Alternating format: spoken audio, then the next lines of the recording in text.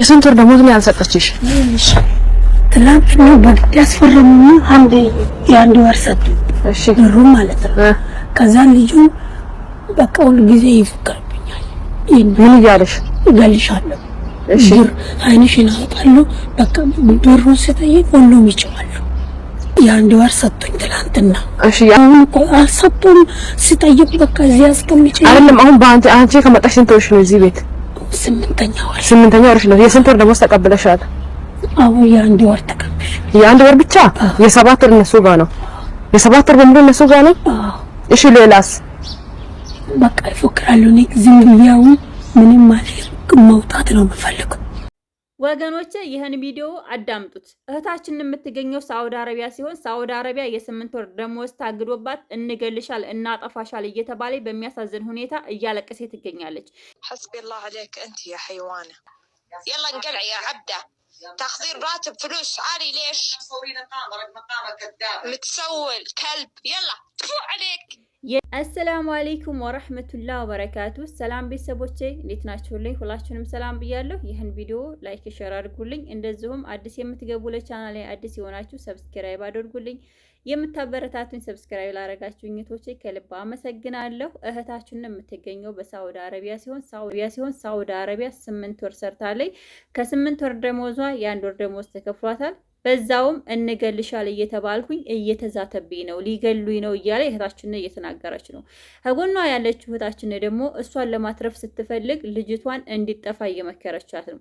እንደራሴ አስተሳሰብ ግን ልጅቷ እንዲጠፋ አልመክርም። እኔ እንደራሴ ልጅቷ የ7 ወር ደሞዝ ከተያዘባት አካባቢው ላይ የሚገኝ ሌበር ኦፊስ ደውላ ችግሯን በመናገር የ7 ወር ደሞዟ እንዲከፈላት ወይንም ደግሞ ሳውዲ አረቢያ ያለው ኤምባሲ የልጅቷን ደሞዝ እንዳስከፍላት ማረግ እየተቻለ ልጅቷን ማስጠፋት የሰራችበትን የ7 ወር ደሞዝ ገደል ማስገባት ነው ብዬ አስባለሁ። ከዛ የተረፈው ልጅቷ እንደተፈረደባት ወይንም ደግሞ ልጅቷ እንደተፈከረባት ሰዎቹ የሚገሏት ከሆነ አሁንም ህይወቷን ለማትረፍ ከብሩ እሷ ትቀደማለች። እሷን ለማትረፍ በቅድሚያ እሷን ማስወጣት የተመረጠ ነው። ነገር ግን እንደወጣች ቀጥታ ወደ ኢጃዛ ቤት ሀበሻ ወደ ያለበት መሄድ ሳይሆን ያለባት ልጅቷ መሄድ ያለባት ወደ ህግ አካል ነው። ሊገሏትም እንደሆነ በተቻለ ሪከርድ ሰውየው ሲሰርባት ሪከርድ ማድረግ፣ ከዛ የተረፈ ደግሞ ወደ ፖሊስ በመሄድ ችግሯን በመናገር የ7 ወር የለፋችበትን ደሞዟን ማግኘት ይቀላል ብዬ አስባለሁ። ሩጣችሁ ህገወጥ ለመሆን አትቸኩሉ። በአሁኑ ሰዓት ህገወጥ ሆኖ መስራት በጣም አስፈላጊ አይደለም። አሁን ሳውዲ አረቢያ በጣም በብዛት ሰራተኛ እየገባ ይገኛል። ስለዚህ ብዙዎች ስራ ፈተው የሚያለቅሱ እህቶቻችን አሉ። እናንተ የጠፋችሁበትን ሰዓት እንዳትጸጸቱበት። ነገር ግን ማረግ ያለባት ልጅቷ ምንድነው ጉዳዩን ወደ ፖሊስ በመደወል ችግሯ እንዲታይላት ማረግ ትችላለች። እንደዚሁም ሳውዲ አረቢያ ላይ የሚገኘው ኤምባሲ የሚረዳት ከሆነ እንዲረዳት፣ በሶሻል ሚዲያ ህዝብ ድምጽ እንዲሆንላት ማነሳሳት እንጂ ልጅቷን ማስጠፋት ያላትንም ማሳጣት ነው። ሁለተኛ ደግሞ ወደፊትም ህገወጥ ሆና ከኖረች የልጅቱ ህይወት እንዳለ ይበላሻል። ልጅቷ እያለች ያለችው ምንድነው አሁን ሀበሻ ጋር ብሄድ ስራ አገኛለሁ ወይ ነው እያለች ያለችው። የስራ ጉዳይ ነው እያጨነቃት ያለው። በመጀመሪያ ህይወትሽን ማትረፍ ይቀርማለን። ልጁ ልክ እንደሚለው ሊገልሽ እንደሆነ ልጁ ህይወትሽን ሊያጠፋው ከሆነ ቀጥ ብለሽ ወደ ፖሊስ መሄድ ልጁ እንደዚህ አይነት ችግር ከሚያደርስብሽ በፊት። በመቀጠል ደግሞ ደሞዝሽን እንድታገኝ አሁንም በድጋሚ የምናገረው ምንድነው ደሞዝሽን ለማግኘት ወደ ፖሊስ መሄድ። እንግዲህ ከኢትዮጵያ ወደ አረብ ሀገር የሚሸጧችሁ ደላላዎች እንዲህ አይነት ችግር ሲሰሙ እንዲህ አይነት ችግር ሲያዩ በፍጹም የነሱ ስራና የነሱ ድርሻ አይደለም። እነሱ የሚያስቡት ምንድነው የራሳቸውን ገቢ ካገኙ የራሳቸውን ደሞዝ ካገኙ የሰራተኛ መብት ምን እንደሆነ አያውቁም።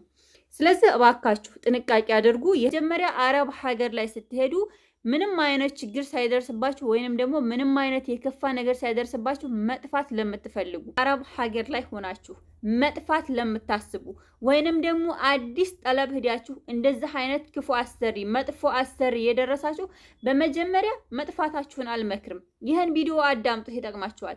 አረብ ሀገር ላይ ሄዳችሁ ቶሎ በመጥፋት ለውጥ የሚገኝ እየመሰላችሁ የምትጠፉቶች ወይንም ደግሞ ክፉ እንደዚህ አይነት መጥፎ አረብ ያልደረሳችሁ እንደዚህ አይነት የሚያስፈራሯችሁ ችግር የሚፈጥሩባችሁ አሰሪ የደረሳችሁ በመጀመሪያ ከገንዘቡ በፊት የራሳችሁን ህይወት ለመታደግ መሞከር አለባችሁ። እናንተ ስትኖሩ ነው ገንዘቡን የምታገኙት። ነገር ግን እናንተ ማረግ እየቻላችሁ ስልክ ይዛችሁ በስልካችሁ እየተጠቀማችሁ ቀጥታ መጀመሪያ መጥፋትና መጥፋት አማራጭ የምታደርጉ መጥፋት አስፈላጊና ተመራጭ ነገር አይደለም። በመጀመሪያ እናንተ ማረግ ያለባችሁ ራሳችሁን ለማትረፍ ፖሊስ ባይደርስላችሁ ከሆነ ስልክ ከሌላችሁ መጥፋት ትችላላችሁ። ነገር ግን እናንተ ደሞዛችሁ ተይዞባችሁ የ8 ወር የ7 ወር ደሞዝ ተይዞ 7 ወር ስትፋጋ ስትለፋ ስትደክም ኑራ ነገር ግን ምንም አይነት ደሞዝ ሳትቀበል ምንም አይነት ገንዘቧ ሳይሰጣት ብድግ ብላ መጥፋት አስፈላጊ አይደለም።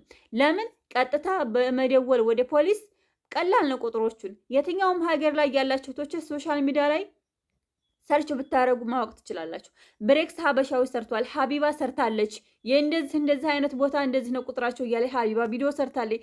ስለዚህ ከዛ ላይ አንስታችሁ ጉዳያችሁን ለፖሊስ በመናገር ፖሊስ እንዲደርስላችሁና ህይወታችሁን ለማትረፍ መሞከር አለባችሁ።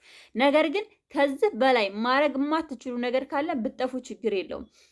ሆኖም ግን ጠፍታችሁ ደግሞ ወደ ቤታችሁ መሄድም አይጠበቅባችሁም። ማድረግ ያለባችሁ ምንድነው? ቀጥታ እናንተ ጠፍታችሁ ወደ ህግ አካል መሄድ ነው ያለባችሁ። እንደዚህ አረቦቹ የሚያስፈራሯችሁ ከሆነ አረቦቹ እንገላችኋል እያሉ ህይወታችሁን ለማጥፋት የሚሞክሩ ከሆነ እናንተ ህይወታችሁን ለማትረፍ ምንድነው ማድረግ ያለባችሁ? ቀጥታ ወደ ፖሊስ መደወል፣ ካልሆነ ደግሞ ቀጥታ ጠፍታችሁ ወደ ህግ አካል መሄድ፣ ካለዛ ኤምባሲ ሄዳችሁ ኤምባሲ ጉዳያችሁን እንዳያላችሁ ማድረግ እንጂ ጠፍታችሁ ኢጃዛ ቤት መሄድ አልመክርም። የትኛውም አረብ ሀገር ላይ ሆናችሁ ምን ችግር ቢደርስባችሁ ምን የከፋ መከራ ቢደርስባችሁ ጠፍታችሁ የምትሰሩበት ምንም አይነት የተመቻቸ ህይወት የለም። ነገር ግን ራሳችሁን ለማትረፍ ከሆነ ጠፍታችሁ ወደ ህግ አካል ነው መሄድ ያለባችሁ። እናንተን የሚያተርፋችሁ የሀገሪቱ እዛው ሀገሪቱ ላይ ያለው የህግ አካል ነው። አረቦቻችሁ ክፉ ከሆነባችሁ በመጨረሻ እናንተ ጠፍታችሁ ህይወታችሁ ያልሆነ ቦታ ላይ ወርቁ ማግኘት አስፈላጊ ነገር አይደለም።